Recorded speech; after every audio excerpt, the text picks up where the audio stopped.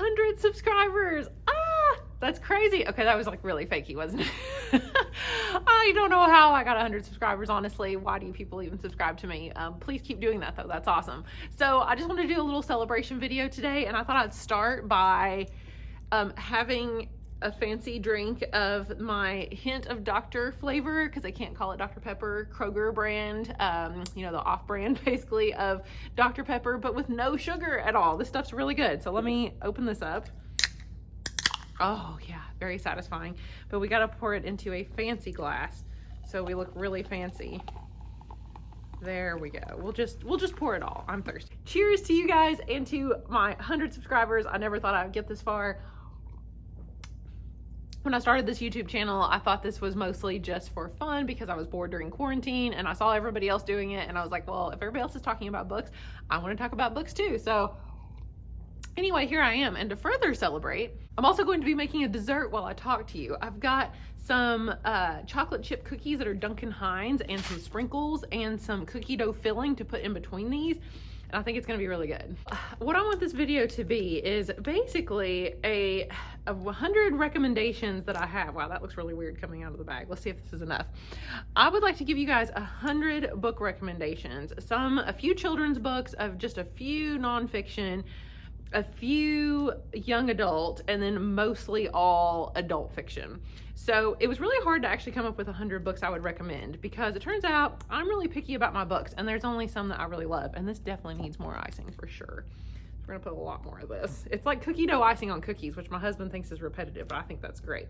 So I'm gonna give you some recommendations today, and these are all books that I have read. I think there's only one that I've not, or two. There's two I think that I've not finished reading, but I still am recommending them. Other than that, I've read all of these books because I think that's only fair that I do that for you guys. So we're gonna start off in the library, and then we're gonna move to my house here in a minute. And I'm going to be showing you today, first, we're gonna start with the nonfiction because there's only 3. And I figure a lot of people won't stay around until the nonfiction section. And it's actually gonna be pretty interesting. Okay, this is my plan.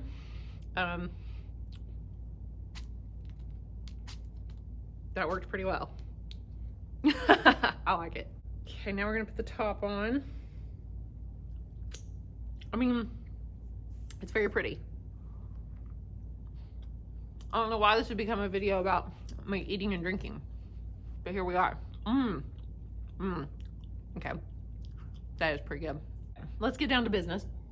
Okay, now, 3 nonfiction books, real quick. This is how this video is going to go. The fact that one of the books I'm going to tell you that you should read, out of 100 books only that I'm recommending to you, one of them, and the very first one, is that you should read a book about basically how to play rock, paper, scissors. So it's called The Official Rock, Paper, Scissors Strategy Guide. It changed my life when I was a kid.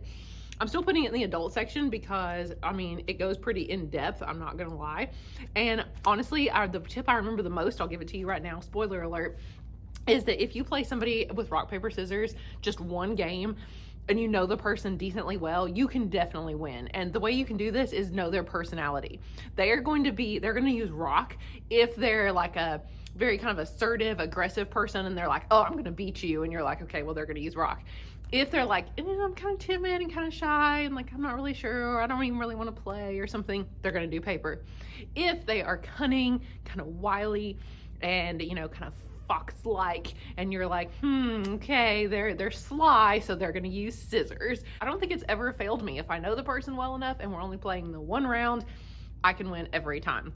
That's just one tip I learned from this book. Check it out for a lot more in-depth information. I can't talk much about each book to be able to recommend 100 of them to you. Some I'm cheating and giving you some series, but we'll get there. So I just want to talk very, very briefly about each one. So Richard Dawkins wrote Unweaving the Rainbow, Science Delusion, and the Appetite for Wonder. I've talked about this book before. It is life-changing. It's basically kind of about, it says it's written in spellbinding prose, but it's got topics that basically make you wonder about the meaning of life and why we're here on this planet. And if you ask yourself that question very often, then you would probably also enjoy this book. Our last nonfiction book, I say that and then who knows, I might have forgotten one, but I think it's the last nonfiction book, is Outliers by Malcolm McDowell. I've also talked about this book before. It's about why people are successful, and it's not what you think. Most people think that success is because you're just really good at something. You are, you know, innately talented at it, or you're really smart, or you studied really hard, or something like that. But he says it's actually a series of a whole lot of other factors that you would never consider, such as the time of year you were born, like which month you were born in. You're more successful if you're born in January or at the beginning of the year. Who knew? So check out this book, and it's got some really interesting information. So before we move on to young adults, we have to stop and let me get a bite of cookie. Oh my gosh. It's so good. And I'm going to get a massage after this. So I feel like I'm really pampering myself here. Okay. I should not eat out that whole thing. That is so much sugar, which is why I'm drinking this. No sugar added. And I want to show you some new books that I got in that I would definitely recommend as far as YA books go. I don't have very many YA books, but I do recommend Solstice by Lawrence Allison. I did a video about this one. This one is just a I think I did a video about it. I can't even remember anymore. This baby has got me really messed up apparently. But anyway, it's about sort of like the fire music festival thing that went really awry. It basically starts out just like that, except there's also dead bodies. So it becomes a mystery novel, and there could be something paranormal as well that is killing people on this island during this music festival gone wrong. Another new book I want to talk about is Neverworld Wake. It's not new. It's actually older. I don't know why I said new. It's new in our library because we just now got it in, since I knew I loved it so much I wanted to order it, by Marisha Pessl. This book is time travel-y. I know the front makes it look just like some kind of, you know, contemporary novel, but it really is time travel, sci-fi, mystery even, and it is highly, highly entertaining. And one that I didn't like quite as well, but I do think that everyone should give a try, is We Were Liars by E. Lockhart. It's very short, and this book has such a twist that I can't, even just telling you there's a twist kind of spoils it, but it says if anybody asks you how this book ends, just lie. I did find another series that I think you should at least read the first one. Now, I did not make it through the other two in this series, but I do think the first one is definitely worth it, and it is Daughter of Smoke and Bone by Laini Taylor. It honestly, for some reason, reminds me of the movie Underworld with Kate Beckinsale, you know, about like the vampires, death dealers, whatever they are. This one, it's kind of just, I don't know, just similar atmosphere. There is a romance that is not like the most important thing, but the girl is discovering kind of who she is, and she's got blue hair, so how cool is that? She works for this monstrous guy that collects teeth, and there's another world, and she's starting to realize that maybe she has a different past than she thought she did, and she has to figure out what it is. But she's already involved in the magic right at the beginning of the book, so it's not a coming of age story, which I actually really liked because I get tired of those. In fact, she already knows what's going on and does not have to discover anything about like her world, because I mean, she knows about magic already, so I really like that aspect of it. There's only one other young adult book I want to recommend to you, and that is Illuminae. Now, actually, there might be some more young adult books later that I have at home, but anyway, in the library, I do want to recommend Illuminae, which is the first of the Illuminae files. The second one is Gemini. The third one is Obsidian. This is by Jay Kristoff and Amy Kaufman. Good writing duo. They write a lot of books together nowadays. The Aurora Cycle being the other series. Then this book, though, is written in a series of transcripts, case files, documents, things like that. It's not your typical book, and so honestly, it's that mixed media format that makes this one so interesting. I have not finished it. It's one of the few books I'm going to recommend to you that I've not finished reading, but it is so unique, and I know it's really big looking, but I mean, it would read really fast. So I highly would recommend at least giving this a try, because I'm certainly going to continue. And that's it for the books I'm going to recommend to you that I have in the library. The rest are at home. So part 2 will start right now as soon as I eat a bite of this cookie again. All right, I just got crumbs and sprinkles everywhere. Okay, we're finally back in the house now. I say finally because this is actually days later that I had to film this, and it's all because of this little one. But he's gonna help us, and he's gonna help us with the 100 books that we need to read that I'm recommending to you guys. So I am cheating a little bit. 4 of the series I'm going to recommend to you are series, and I'm going to count them as a lot of the books for you guys, because 100 books would honestly take forever to describe to you anyway. So go watch my video. I'm going to link it in the description down below. I just love saying that. That sounds so fancy, doesn't it? Doesn't it? Oh, this is Ash, by the way. I don't know if I even told you his name. This is Ash. Say hi. Hi, YouTube. Hello. You don't know if he's saying hello or not. Anyway, he's gonna love hopefully walking around and looking at the books with us.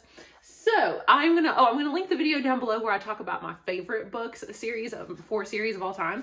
And so I'm not going to go over them that much here, but I am going to recommend that you read all of the Vampire Chronicles by Anne Rice. There are 10 in the older series, then there's 3 newer ones. There's also 2 that are kind of like offshoots. So that counts as 15 books right there. I know I'm kind of cheating, but that's the only way I'm going to get to 100 in any normal length of time. Well, speaking of my favorite series, I definitely want to recommend, of course, Game of Thrones. That is a given. There are 5 of them. You should read them. Don't watch the show unless you just want to be disappointed. I mean, the first few seasons were good. Okay, then I'm going to recommend all 3 of the Lives of the Mayfair Witches series. I don't want to drop this on his head because this one's really heavy. So we have The Witching Hour by Anne Rice. And it is the first of the Lives of the Mayfair Witch series. I've talked about this on my channel many times before about how it follows a family for generations, 13 of them to be specific, that are witches. And just read it because that's about all I'm going to tell you about that one, because there's a lot to explain. And there's 2 sequels. They're not as good, Lasher and Taltos, but they are still worth reading. I'm also going to recommend to you 2 of Anne Rice's other books. I promise these are the last Anne Rice books I am recommending. I'm going to recommend to you The Mummy and the recent new sequel that she wrote with her son called Ramses the Damned, The Passion of Cleopatra. So this one, the first one's more of honestly a romance novel, but the second one really builds on the mythology of the mummy, I suppose you would say. That's all the Anne Rice that I will recommend to you. Now I also want to recommend, let's go over here. I would also like to recommend Lord of the Rings, because if you haven't read this, it's such a classic that I don't know how you could basically get away with not reading this and be a fan of fantasy. So I do think the movies are honestly just as good as the books, but I would still read the books if I were you. This one is the bind up of all 3. So I'm going to count it as 3 books that I'm recommending to you there to hit my 100 quota. Another book I would like to recommend to you, this one, I should have mentioned this a minute ago with Game of Thrones, but I would honestly say any of these, I'm not just recommending this one specifically, but any of these Game of Thrones and philosophy books like Harry Potter and philosophy, there's a Breaking Bad and philosophy. Any of these are really pretty fascinating because they are a collection of articles, essays, basically about the topic, you know, the Game of Thrones or whatever it is you're talking about, with philosophy as well. So honestly, they're pretty fascinating. I'll give you an example if I can get the book open. We've got Winter is Coming, The Bleak Quest for Happiness in Westeros. We have The Death of Lord Stark, The Perils of Idealism. We have Lord Eddard Stark, Queen Cersei Lannister, Moral Judgments from Different Perspectives. It Would Be a Mercy, Choosing Life or Death in Westeros and Beyond the Narrow Sea. We have Fate, Freedom, and Authenticity in Game of Thrones. Stop the Madness, Knowledge, Power, and Insanity in A Song of Ice and Fire. So, I don't know, it's just, if you like philosophy, I think these books are fascinating. I would just recommend any of this kind to you. There's ones for many different fandoms out there, so not just necessarily Game of Thrones. Okay, the next series I want to recommend is The Dresden Files. So we all know I love these. I'm not going to talk about them at length here because I've done that many times. It is urban fantasy about a private detective wizard. He's the only wizard listed in the white pages in Chicago, and it follows his adventures. It starts out as like one-off monster of the week kind of fantasy novels. Oh, sorry, buddy. What is it? Sorry.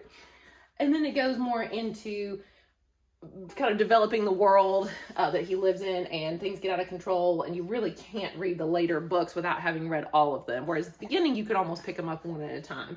So right now there are, what, 17 now? 15, 16, 17. Yeah. These are the two newest ones that they were 6 years after the other ones. And I waited for so long. It turns out he released both in the same year last year. So that was really, really exciting. There are some separate short story collections as well, but I'm not going to actually recommend those to you. I'm also going to recommend to you just one story. I'm going to call it a book because it's long, from H.P. Lovecraft, and that is The Call of Cthulhu. If you've not, or Cthulhu. Now, let's not get upset about Cthulhu. Oh no, we don't want to get upset about that. You want to see the cover? Oh, look at that cover. That one's really crazy, isn't it? So I would recommend this one because it is so just out of this world, literally. And the writing style is really complex, and it makes it sound just so literary fiction style. Like, it sounds like it's a classic, but it's about, you know, this like cosmic horror. So I highly recommend it. I also want to recommend to you Watchmen. It's the only graphic novel I'm going to put on here, but it is obviously a classic, also written by the same person that wrote V for Vendetta, which is one of my favorite movies of all time. And the Watchmen movie was not that great, but if you like, you know, reading about superheroes and what superheroes might actually be like if you like the show The Boys, you would probably like this one too. Let's talk Dan Brown. I have 3 recommendations. Oh, let's see if we can get down here on the floor. 3 recommendations for you for Dan Brown. And that is Deception Point, which a lot of people have not read, but I really enjoyed. It is not following Robert Langdon, but it is really good. I'm going to highly recommend that one to you. I honestly don't remember what it's about because it's been so long. I, of course, am going to recommend The Da Vinci Code. Are we surprised? You definitely need to read that. But what I liked better than The Da Vinci Code was Angels and Demons. So if you've not read these, they are kind of modern classics, and they do stand up. I think they will stand up to the test of time and be classics for a very long time. Next, I want to recommend The City of Dark Magic by Magnus Flight, which is obviously a pen name because who has that name, right? I think it might even be 2 people writing together. I can't remember. It's been a while. But there's a sequel as well that I will insert a picture of here somewhere on the screen because I can't remember the title of it at the moment. This one is so fun. I described it in one of my other videos as well, but oh no, he's not happy about it now. Shh. It says, once a city of enormous wealth and culture, Prague has become a home to emperors, alchemists, astronomers, and has even been whispered portals to hell. When music student Sarah Weston lands a lucrative summer job at Prague Castle cataloging Beethoven's manuscript, she has no idea how dangerous her life is about to become. Dun dun dun. Let's also recommend Elizabeth Peters. I definitely want to put her on this list because if you've not read any books by Elizabeth Peters, she has a lot of different series, but my favorite one is the Vicky Bliss series. This is the first one. There are 6, I believe. 4, 5, and 6 were definitely my favorites though. So those books, the Vicky Bliss books, are actually about a woman who she has to basically kind of solve mysteries, but falls in love with this con artist man named John Smith, which you're like, is that really his real name? And it's, I don't know, they're fun, they're lighthearted, but something about the romance made it really fascinating to me, which is shocking because that is not normally the kind of book that I would like to read. Yeah, he doesn't like those either. He said, no romance, mommy, no romance. Okay, the next book I would like to recommend is S by J.J. Abrams. I have a whole video about this book, so I'm not going to go in depth. It's the weirdest book I've ever seen. There's like 4 different ways at least to read it. Well, he's not happy about it either. So you should definitely go check this one out. Yes, you might see a bassinet in the background. It's possible. This is a dark room normally, so it's a good place for naps for a baby. So I would also want to recommend, where is it? Here we go. We also want to recommend Good Omens to you by Terry Pratchett and Neil Gaiman. I'm not even a fan of Neil Gaiman. I don't like any of his other books, but I saw the TV series first and then really, really enjoyed the book as well. So it's just fun and lighthearted, and the writing style is definitely not for everybody, but I say fun. It's kind of about the end of the world and heaven and hell and things like that. Okay, now we're back and we're babyless this time because he was kind of getting fussy. I think he was getting hot and uncomfortable. Anyway, so let's continue our recommendations. We have to read The Hitchhiker's Guide to the Galaxy. Everyone needs to read this book at some point just because it is also a modern classic. It does have a film adaptation with, isn't it Martin Freeman? I'm pretty sure that is in this. But, you know, space romp, funny, just the humor, once again, is probably not everybody's type of humor, but I really enjoyed it. I know it's a series. I believe there are 5 of them in the series, but I've only read the first one, so that is the only one I'm going to recommend to you. Next is not any of these books here, but it reminded me of Jurassic Park. I definitely will have to recommend Jurassic Park because the book is actually a little bit different than the movie. The ending is different, and I actually kind of enjoyed the book just as much as I did the movie, which I had seen the movie countless times when I first read the book, so that's saying something. So I do recommend reading it, especially if you like the movie. Now, I also want to recommend one other adult fantasy series. Sometimes it's labeled a young adult, but I'm going to go with that it's more adult because that's usually what it's labeled as. So this is the Shades of Magic trilogy by V.E. Schwab. This is my exception to my rule here because I am recommending these to you even though I've only read the first one. I just finished the first one literally this morning, and these are some of the best books I have read recently. I cannot recommend these highly enough. I cannot wait to make a video all about my love of this series now. But the first one is called A Darker Shade of Magic. The second one is A Gathering of Shadows. And the third one is A Conjuring of Light. So basically the premise you need to know about, well, first of all, many people I know already know this, so skip ahead if you already know this, you know what the plot is. But basically it is a fantasy novel set in 4 different versions of London, sort of. So there is Grey London, which is our London. It's boring and there's no magic. Then there is Red London, which has plenty of magic and is thriving and is apparently a great place to live. That's where the main character Kel is from. Our other main character Lila is from Grey London. So then there's also White London, which has sort of been deprived of magic for a long time, and now everybody wants it, and everybody's corrupt there and terrible and violent, and it's an awful place to live.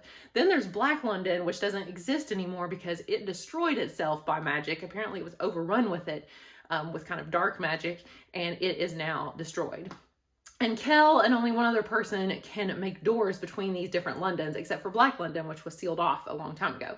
So that's the premise. There's an adventure and there's really high stakes, and I can't tell you too much more because that's pretty much the main part you need to know going into it to get you started. Just that premise alone was enough to make me want to read it, but now that I know all the other stuff that's happened in it, I was like, oh my gosh, how did she pack all of that into this tiny little book? Like, it's not even 400 pages for the first one, and so much happens.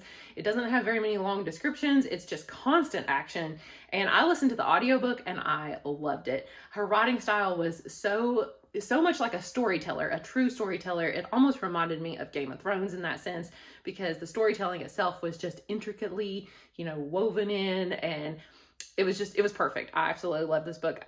New favorite series, 5 stars. Next, we're going to move into the classics. I only have a few, I promise, so don't skip these because I do think that these are really important that everybody reads. So my 3 favorite classics are To Kill a Mockingbird. Have to read this. It's wonderful. I had to read it in high school, and I remember I kind of enjoyed it at the time, but it wasn't until I started teaching it that I realized how much I love this book, and I taught it every year, always right before summer would let out, and this one reminds me of summer because of that. Another of my favorite classics is Frankenstein. I've taught this one many times too. This is also the copy I've had since 10th grade when I had to read it. It is a complex novel. It is hard to read. The writing style is very difficult, and is not what most people think. It's not a big bumbling monster, right? It's actually a lot more than that, and it makes you really question who is the true monster. So the next classic I want to recommend is 1984 by George Orwell. If you read these 3, this one, Frankenstein, and To Kill a Mockingbird, you'd be pretty set on some of the best classics, in my opinion, of course. So 1984 is, of course, very relevant even nowadays because we use some of these terms with, like, you might hear doublethink or Newspeak or something like that, or Big Brother. And so just knowing where those terms even came from is helpful. But this book, I think, will be timeless for a long time. Those are my 3 favorite classic novels, but I do have some other ones that I would recommend, and that is A Tale of Two Cities. Wow, this was at Walmart 2 for $1. I mean, what would Charles Dickens think if he knew people were buying his books 2 for $1? Doesn't this look like a romance novel? Look at that. I mean, it kind of does have romance in it, so I guess it sort of is. But just the clothes they're wearing, look at that shirt she's got on. Also smells good. So I had to read this one in 10th grade as well, and I have not read it since, but I do recall that it's actually, oh wow, I've got definitions written out here. How cool.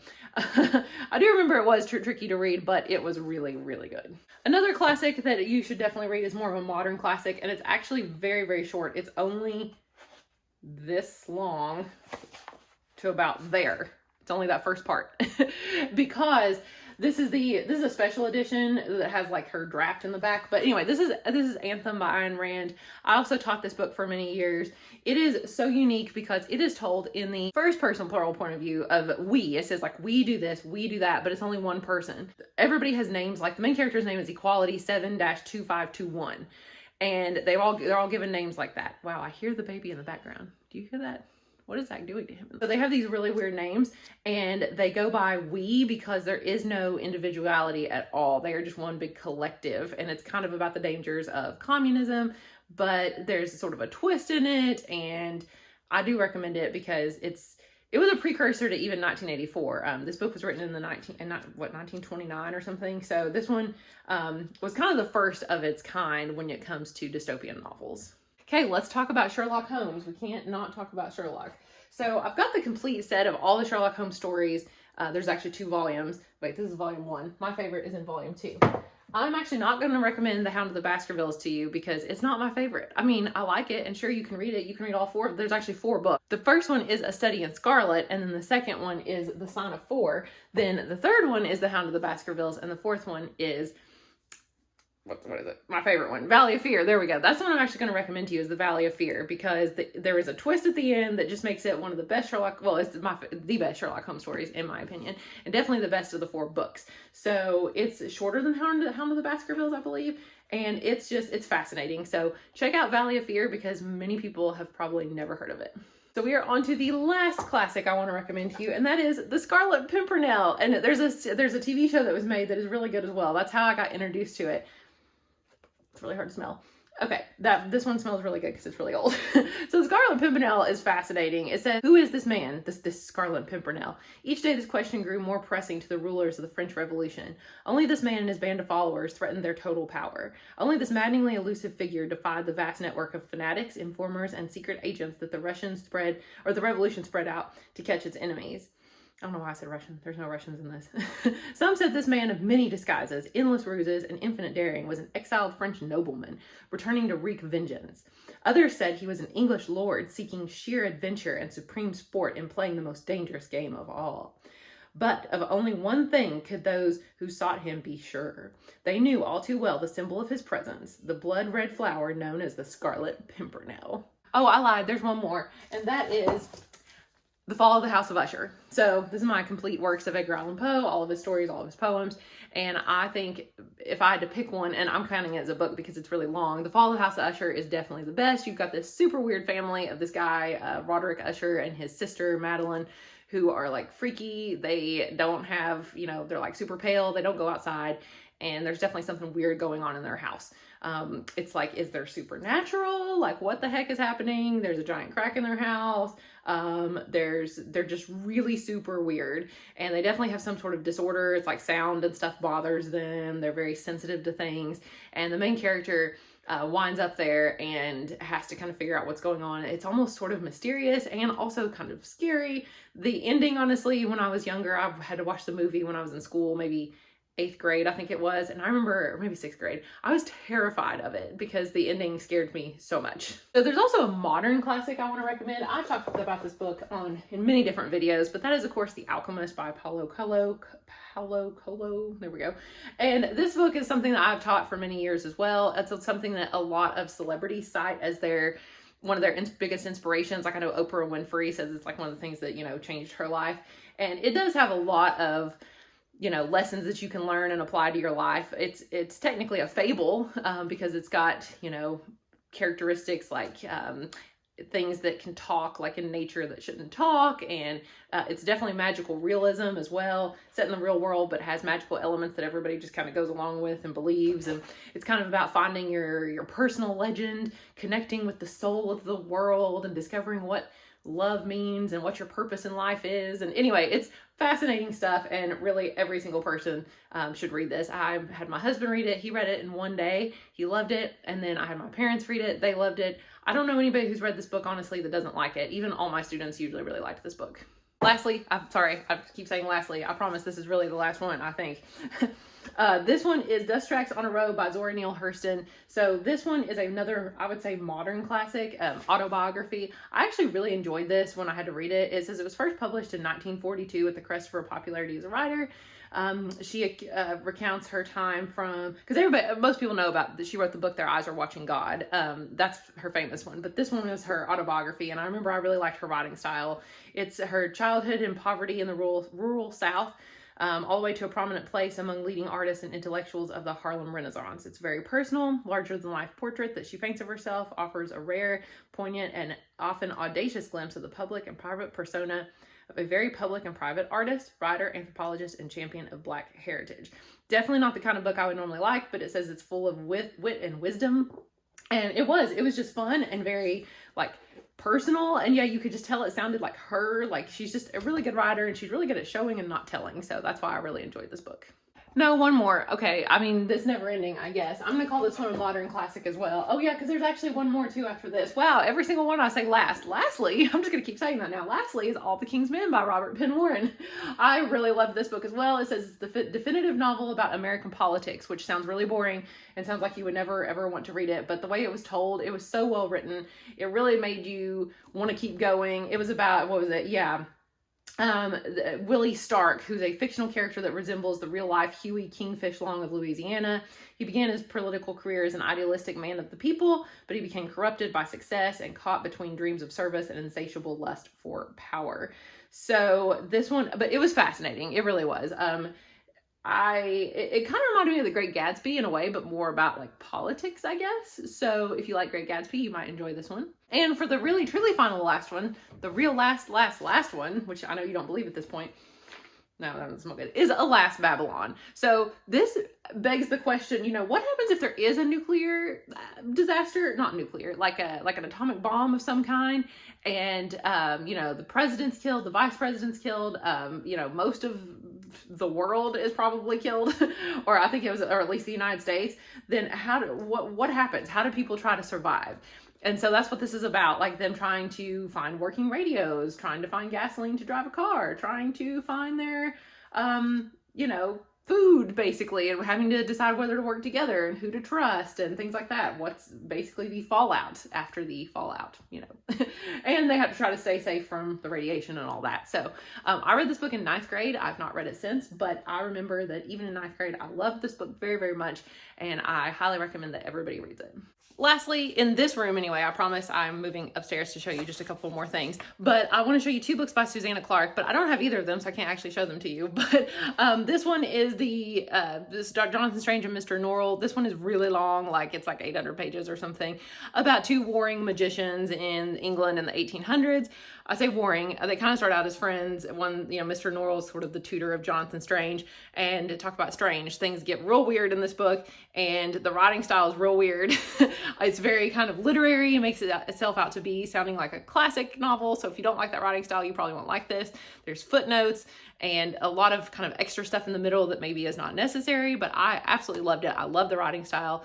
If it's the book for you, then it's the book for you. If not, it's definitely not for you. So I would give it a shot though. The other book by Susanna Clarke, which is at school and I don't have on me at the moment, is Pure Nessie. And I highly recommend it because it is totally different than that one. But it is also very strange and about this man that lives in this other world. His name's Pure Nessie, or is that his name? He's not even sure. But he lives in this other world and he's not even sure how he got there. And it's at this house that has, you know, different floors, different, there's all these different hallways, and there's oceans in the house. It's massive. He's never seen an end to it. There's only one other person in this world that he lives in, and he doesn't know really if this person's good or bad and what this person wants, and there's a lot more to it. So it's super, super bizarre, kind of like magical realism, if you like that. But anyway, I was fascinated. I thought the first half was definitely better than the second half, but I would highly recommend that everybody reads it. Okay, so we've moved back upstairs. We're trying to be a little bit quieter because the baby's asleep in the room right next door. So I want to show you a few children's books. I'm going to go through these very quickly because I know this video is getting very long at this point. I did think of a couple more adult books I wanted to tell you about, and that is, where is it? Right here.